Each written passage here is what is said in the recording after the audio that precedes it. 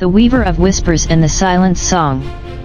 In the shimmering kingdom of Oakhaven, the air didn't just carry the scent of pine and wild honey, it carried stories. Every time a child laughed, a golden thread appeared in the air. Every time someone helped a neighbor, a silver ribbon would flutter by.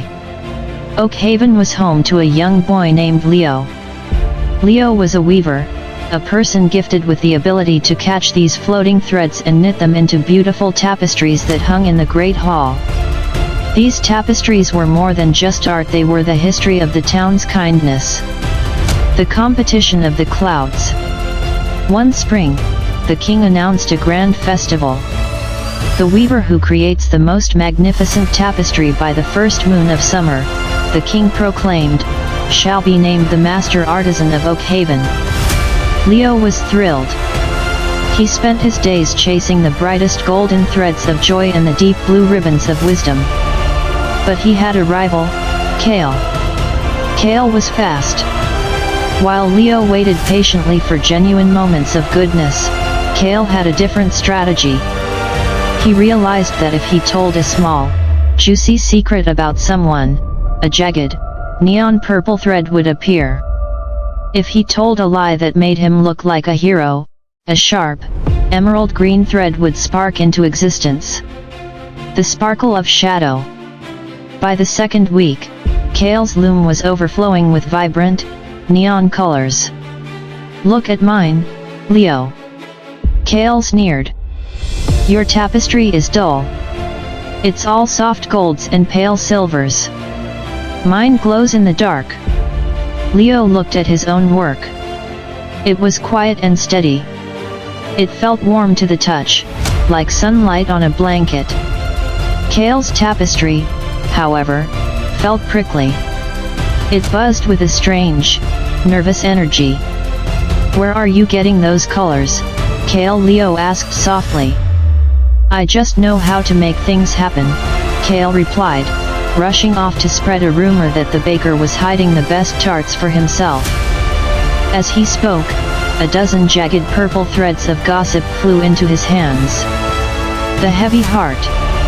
As the weeks passed, Leo started to feel discouraged. He saw Kale being praised by the villagers for the brightness of his work. People were drawn to the loud, neon colors, not realizing the threads were made of whispers, lies, and mean-spirited jokes. Leo sat by the river, his hands empty. Maybe I should try to be louder, he whispered to a dragonfly. Maybe kindness is just too quiet. Just then, he saw Alara, an elderly woman who lived alone. She had tripped and spilled her basket of apples. No one else noticed. They were all crowded around Kale, listening to his latest exaggerated tale. Leo didn't think about the competition. He ran to Alara, helped her up, and spent the entire afternoon picking up her apples and walking her home. He missed the thread-catching hour entirely. But as he turned to leave Alara's cottage, a single, tiny thread drifted toward him. It wasn't neon. It wasn't even gold. It was clear, like a drop of pure water, but it shimmered with every color of the rainbow when the light hit it. It was a thread of sincerity. The day of judgment. The first moon of summer rose, and the village gathered in the great hall. Kale unveiled his tapestry first. It was massive and blindingly bright. The crowd gasped. It was flashy, bold, and impossible to ignore. It's magnificent. Some cried, though they found that looking at it for too long made their eyes ache. Then, Leo unveiled his. Compared to Kale's, it looked small. It was composed of soft colors and that one shimmering, clear thread running through the center. The king stepped forward to touch Kale's work. As soon as his fingers brushed the neon purple threads, the tapestry began to unravel. The colors turned into gray smoke, and the hall was filled with the sound of hissing whispers. Did you hear about the baker? Kale is the best, everyone else is bad. The beauty of the tapestry vanished because it was built on a hollow foundation.